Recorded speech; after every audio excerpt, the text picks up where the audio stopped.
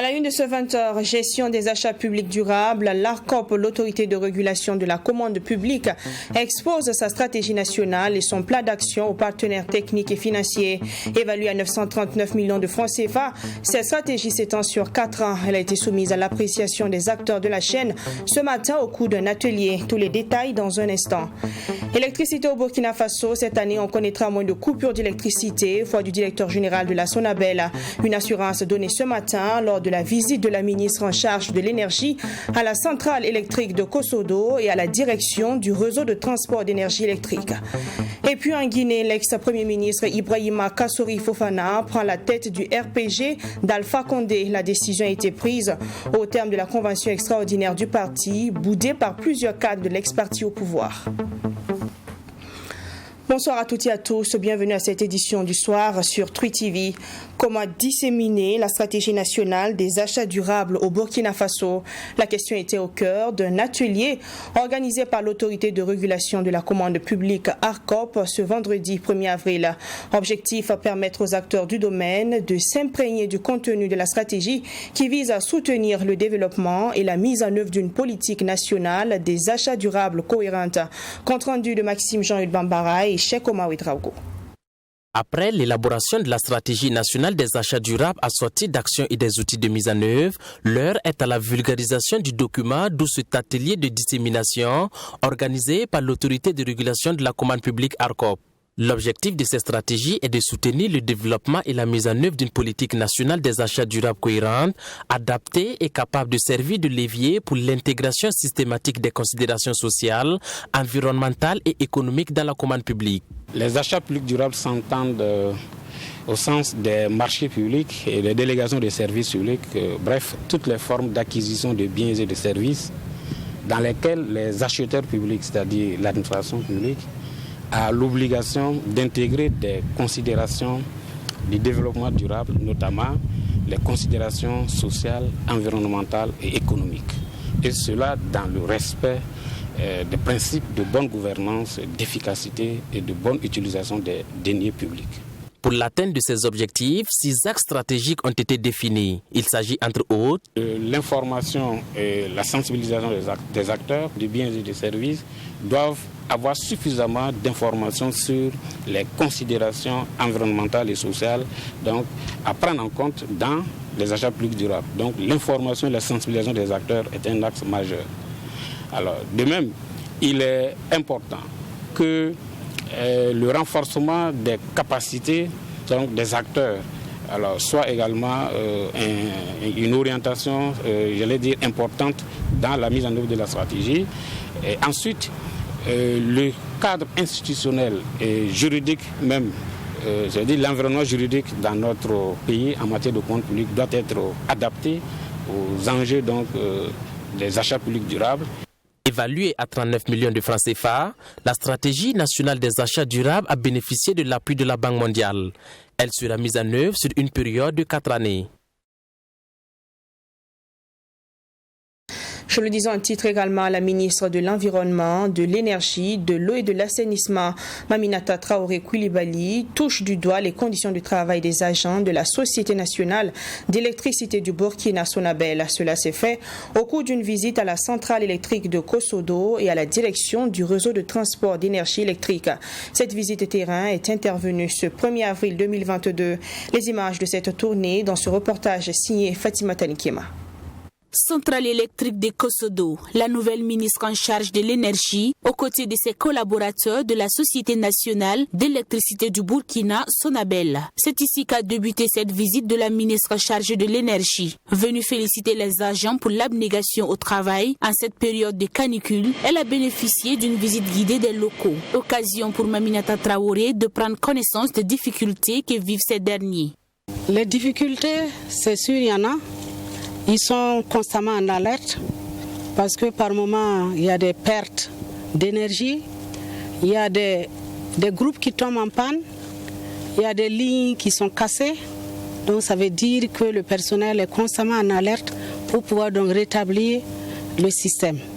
À Après la centrale électrique de Kosodo, cap a été mis sur la direction du réseau de transport d'énergie électrique. Ce service chargé du transport et du dispatching de l'énergie a aussi reçu la visite de la ministre. Après la visite, elle a tenu à saluer le travail abattu à ce niveau par ses collaborateurs.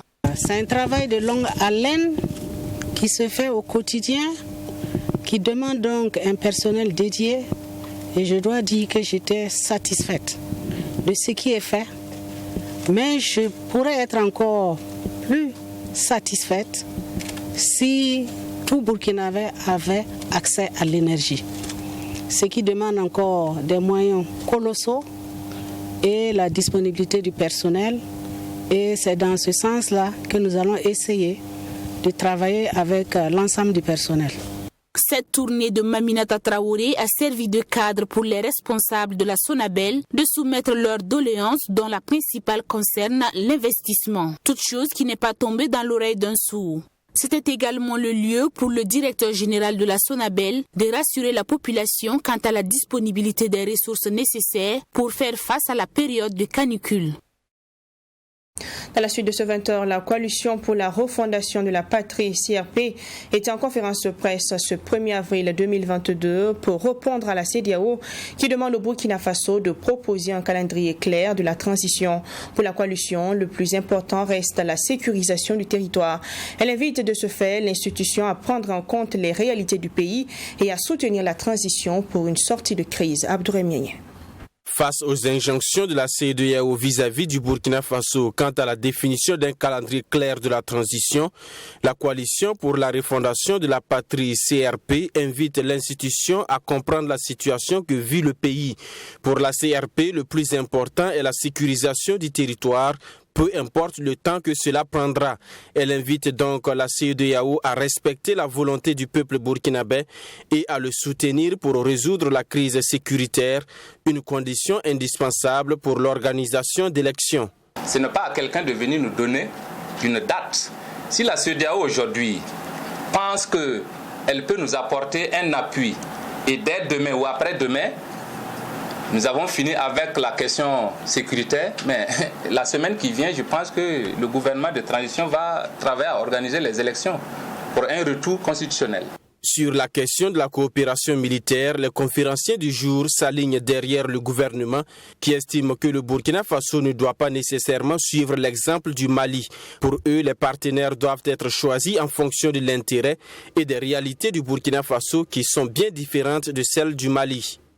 La plupart des officiers maliens ont été formés en Russie, si vous voulez vous renseigner. Contrairement au Burkina, donc ici, accompagnons nos autorités. Si elles nous orientent vers un pays, elles pensent que ce pays-là est à mesure de nous accompagner, il n'y a pas de problème, mais ce n'est pas à nous, en tant qu'organisation ou en tant que citoyen lambda, de sortir et de réclamer les autorités doivent forcément coopérer avec tel ou tel pays. Non, elles le feront dès qu'elles sentiront la nécessité d'aller vers X pays. Faisant allusion à la conférence de presse animée par le président du MPP, l'ancien parti au pouvoir le 24 mars dernier, la coalition estime que les propos tenus sont de nature à saper les efforts des autorités de la transition. La coalition appelle de ce fait tout le peuple burkinabé à soutenir la transition pour ensemble aboutir à la sauvegarde du territoire et à la refondation de la nation.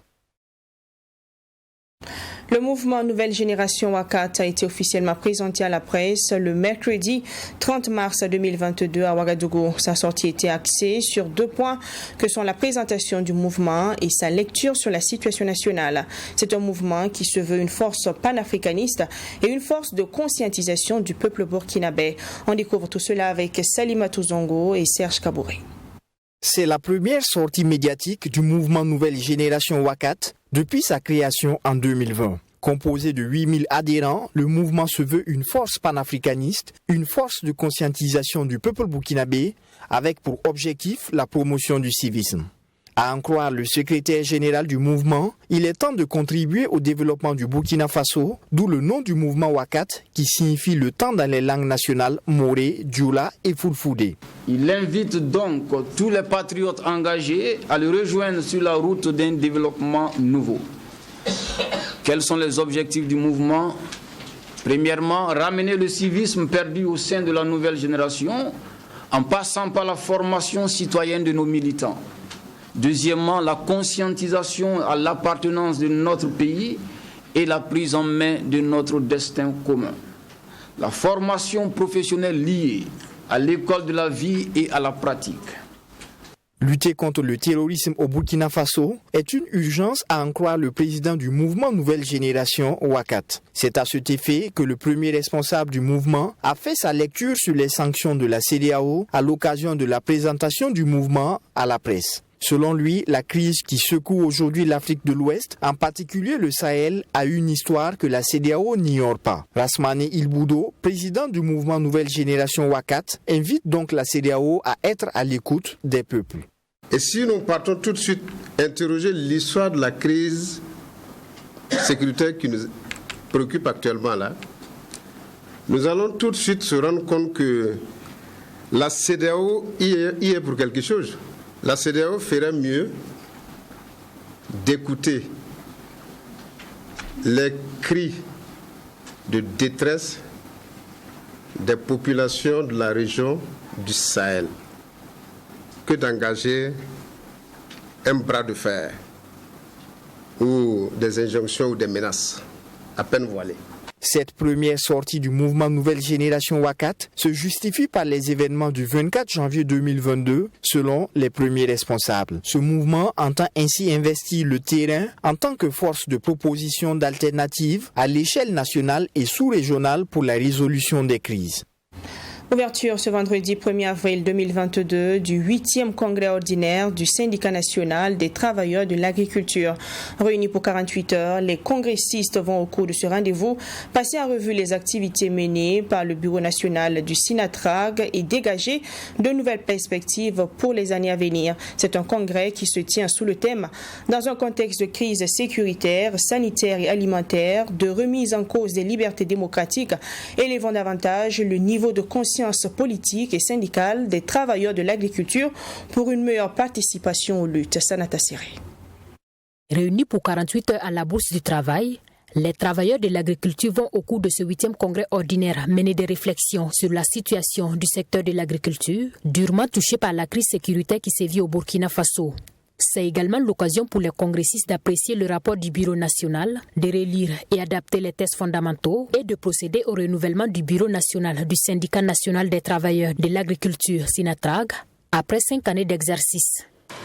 Durant 5 ans, j'ai eu l'honneur d'assumer la responsabilité de secrétaire général du SINATRAG et de conduire de concert avec les membres du Bureau national, les secrétaires généraux et les membres des bureaux des structures déconcentrées et l'ensemble des militants engagés, les activités de lutte et de défense des intérêts des travailleurs du monde agricole. Aujourd'hui, il est temps de faire un bilan des actions menées afin de relever les acquis engrangés, les insuffisances et les défis à venir. Le thème qui sera abordé lors de ce congrès porte sur la situation sécuritaire, sanitaire et alimentaire que connaît le Burkina Faso et le rôle que doivent jouer les travailleurs de l'agriculture dans ce contexte difficile. Ce thème, selon le secrétaire général du SINATRAG, se veut une invite à l'ensemble des acteurs du secteur à faire une analyse objective de la situation en vue de trouver des solutions idoines. Dans ce contexte, nous, en tant qu'acteurs du secteur de l'agriculture, ne sommes pas épargnés.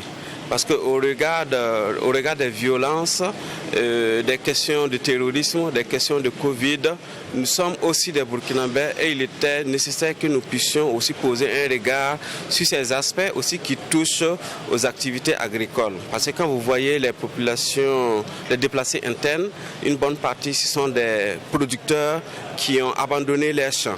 Et cet abandon des champs a quand même des conséquences sur la question alimentaire. Ça réduit les superficies de production et ça impacte effectivement la production au niveau national. Prennent part à ce 8e congrès ordinaire du SINATRAG une centaine de personnes, notamment des délégués venus des 13 régions du Burkina Faso, des observateurs et bien d'autres invités. Le congrès se tient du 1er au 2 avril 2022 à la Bourse du Travail de Ouagadougou. Cérémonie d'installation mercredi dernier au Conseil économique et social du bureau exécutif du Conseil national de la jeunesse du centre. Un bureau composé de 17 membres chargé de porter les préoccupations des jeunes du centre pour les 3 prochaines années. Le dit bureau a été officiellement installé par le président national de la jeunesse du Burkina Faso en présence de plusieurs autres personnalités. Retour sur cette cérémonie, toujours avec Sanata Serré. Ainsi donc, le nouveau bureau exécutif du Conseil régional de la jeunesse du centre s'engage à respecter l'idéologie, la philosophie et les thèses fondamentaux du Conseil national de la jeunesse à travers cette prestation de serment.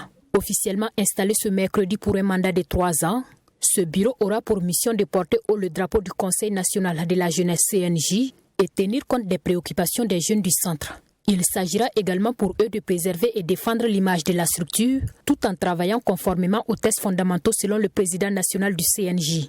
Le rôle de ce nouveau bureau, c'est de porter les préoccupations des jeunes du centre auprès donc des décideurs, grouiller et influencer donc sur les politiques publiques pour la prise en compte des préoccupations des jeunes, notamment donc au niveau donc des plans communaux de développement, engager donc des actions donc de conscientisation et de sensibilisation pour qu'on ait une jeunesse qui s'assume, une jeunesse qui comprend donc les enjeux et qui conjugue donc à construire donc un Burkina d'avenir partant donc de la localité. Ce nouveau bureau entend au cours de son mandat mettre un accent particulier sur l'employabilité des jeunes de la région du centre, l'extrémisme violent, la lutte contre la radicalisation et la prise en compte des jeunes dans les grandes instances de décision au niveau régional. Également aussi, nous allons mettre en place un programme de santé qui va permettre aux jeunes de s'épanouir physiquement. Parce qu'une jeunesse malade, une jeunesse qui n'est pas en forme, ne peut pas libérer son potentiel et elle ne peut pas être utile à la nation. Donc nous allons nous pencher sur ce volet également. Également aussi, nous allons nous pencher sur le volet des nouvelles technologies de l'information et de la communication à travers un programme innovant. Innovant afin de susciter l'esprit de créativité, d'innovation technologique au niveau de la jeunesse, pour que la jeunesse puisse utiliser les nouvelles technologies pour résoudre les problèmes et les préoccupations des jeunes et également de la société. Le bureau exécutif du Conseil régional de la jeunesse du centre est composé de 17 membres. C'est un conseil qui compte 6 communes rurales et une commune urbaine de 12 arrondissements. La présente cérémonie a connu la participation du président du Conseil économique et social et bien d'autres personnalités. Deuxième appel à projet du Fonds de développement culturel et touristique FDCT pour la période du 18 avril au 1er juin 2022. Le lancement officiel est intervenu hier à Ouagadougou. C'est un appel à projet qui s'inscrit dans le cadre du programme d'appui aux industries créatives et à la gouvernance de la culture PAICGC. Et ce sont environ 2,194 milliards de francs CFA qui seront mis à la disposition de 3 filières de la culture pour le financement de leurs différents projets. On est reparti avec Sanata Serré. C'est une bonne nouvelle pour les acteurs culturels burkinabés. Le Fonds de développement culturel et touristique vient de procéder au lancement du deuxième appel à projet du programme d'appui aux industries créatives et à la gouvernance de la culture. Ce projet vise, selon la ministre en charge de la culture, à soutenir les opérateurs des filières culturelles pour la mise en œuvre d'actions innovantes. D'un coût d'environ 2,194 milliards de francs CFA, ce deuxième appel à projet sous forme de subvention est spécifiquement dédié au financement des projets culturels de création, de production, de distribution et de renforcement des capacités dans les filières prioritaires du programme et concerne 4 lots. Le premier lot porte sur la création et la production des œuvres cinématographiques et audiovisuelles et ça correspond à 30% du montant, soit une enveloppe de 658 338 398 francs CFA. Le deuxième lot porte sur la création, la production des œuvres artistiques et culturelles dans le domaine des arts de la scène, des arts plastiques et appliqués. Le lot 3 concerne plutôt la mise en marché, donc toute la partie promotion et vente, et correspond à 20% du montant, soit 438 892 265 francs CFA. Ce projet va également contribuer au développement des industries culturelles et créatives à travers les différents maillons de la chaîne. Il vise 3 filières prioritaires de la culture, à savoir le cinéma et l'audiovisuel, les arts de la scène et les arts plastiques et appliqués. ces 3 filières-là sont considérées comme des filières locomotives. C'est pourquoi on se dit qu'en injectant des financements dans ces 3, ça va tirer les autres. Parce que, je vous donne un exemple, lorsque vous êtes en train de produire un film, il a fallu que quelqu'un écrive le scénario. Il a fallu un décor, dont les arts plastiques interviennent. Tout un ensemble d'interventions autour de la production cinématographique. Donc vous voyez que ça entraîne de facto les autres. Donc c'est cet esprit qui a animé le choix de ces filières. Cette initiative du Fonds de développement culturel et touristique bénéficie du soutien financier de l'Union européenne. Pour son représentant à cette cérémonie officielle de lancement, cet accompagnement vise à soutenir un tant soit peu le secteur culturel burkinabé et renforcer la coopération entre son institution et le Burkina Faso. Pour l'Union européenne, c'est important de démontrer qu'on est à côté du pays en général, à côté du Burkina Faso, dans une phase qui n'est pas facile, qui démontre des multiples défis. Et dans un contexte où le secteur culturel et créatif dont on parle aujourd'hui représente quand même un espoir, représente un niveau de création d'emplois. Nous, on est fiers de pouvoir soutenir ce programme dont on a lancé aujourd'hui le 2e appel à proposition. Et on espère vraiment que la réponse, la demande et les propositions qui seront faites par les acteurs créatifs et culturels seront prometteurs. La phase 2 du programme d'appui aux industries créatives et à la gouvernance de la culture couvre l'ensemble du territoire burkinabé. Les structures bénéficiaires sont les associations, les entreprises et groupements d'intérêt économique œuvrant dans le domaine des filières prioritaires du programme. Les différents projets sont attendus du 18 avril au 1er juin 2022. Le bureau burkinabé du droit d'auteur BBDA a procédé ce vendredi 1er avril 2022 à la restitution de l'appel à projet du Fonds de promotion culturelle et celui du Fonds d'aide aux membres âgés en abrégé FONAMA. Après réception de plusieurs dossiers qui ont été soumis à l'appréciation de différents jurys, leur était à la redevabilité sur les critères de sélection. On en parle avec Serge Kabouré. 75 dossiers pour 50 bénéficiaires pour le fonds d'aide aux membres âgés du BBDA et 1072 dossiers pour 271 bénéficiaires pour le fonds de promotion culturelle. C'est ce qui ressort du projet d'appel à candidature lancé par le bureau burkinabé du droit d'auteur BBDA. Le point a été fait ce vendredi par les premiers responsables des différentes commissions en présence de la direction du BBDA. Cette conférence s'inscrit dans une logique de redevabilité. Vous savez, très souvent, lorsque ces mécanismes de soutien sont lancés, beaucoup de nos membres ne comprennent pas quels sont les critères de sélection et également quelles sont les mesures à prendre en ce qui concerne donc la constitution des dossiers. Et il était de bon ton pour nous de communiquer afin que les présidents des différents comités expliquent donc comment les dossiers sont traités et surtout, comme vous l'avez constaté, c'est la gestion transparente. Et je pense que c'est ce qui doit guider donc notre action quotidienne au niveau du BBDA. Fonds destiné à aider et à soutenir les membres âgés du BBDA qui n'ont plus la possibilité de mener des activités pour subvenir à leurs besoins. Environ 74 dossiers ont été déposés pour le fonds d'aide aux membres âgés du BBDA. Pour la session de 2022, nous avons reçu 74 dossiers pour 50 places. Et donc l'examen a été assez difficile. Néanmoins, nous avons réussi à faire un travail propre. Nous avons pu retenir les 50 bénéficiaires. Chaque bénéficiaire a droit à 100 000 francs par trimestre, soit 400 000 au cours de l'année. Si vous faites le calcul, vous retombez sur les 20 millions qui ont été mis à la disposition du fonds.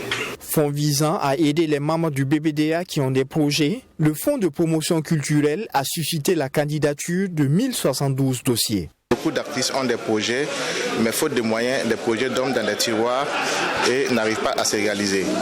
Avec ce système mis en place par les bureaux burkinabés des droits d'auteur, beaucoup d'artistes arrivent à réaliser leurs souhaits, c'est-à-dire soit avoir un album, soit avoir un clip vidéo, et soit avoir de l'argent pour organiser la dédicace de son album ou de la mobilité pour aller à un festival X ou Y. D'un montant de 20 millions de francs CFA, le fonds d'aide aux membres âgés du BBDA est d'une grande rescousse pour les artistes membres du Bureau burkinabé du droit d'auteur du 3e âge. Le fonds de promotion culturelle, quant à lui, comporte plusieurs catégories dont la littérature, la musique, le cinéma, la chorégraphie, le théâtre ainsi que l'art graphique et plastique. Et on termine ce soir avec la Guinée. L'ancien Premier ministre guinéen Ibrahima Kassory Fofana a été officiellement choisi jeudi 31 mars 2022 pour présider le Conseil exécutif national provisoire du RPG Arc-en-Ciel jusqu'au prochain congrès. La décision a été prise au terme de la convention extraordinaire du parti, réchignée par plusieurs cadres de l'ex-parti au pouvoir.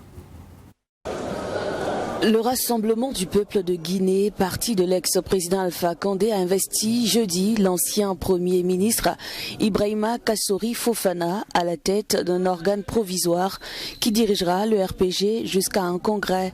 Le congrès doit se tenir avant la fin de cette année.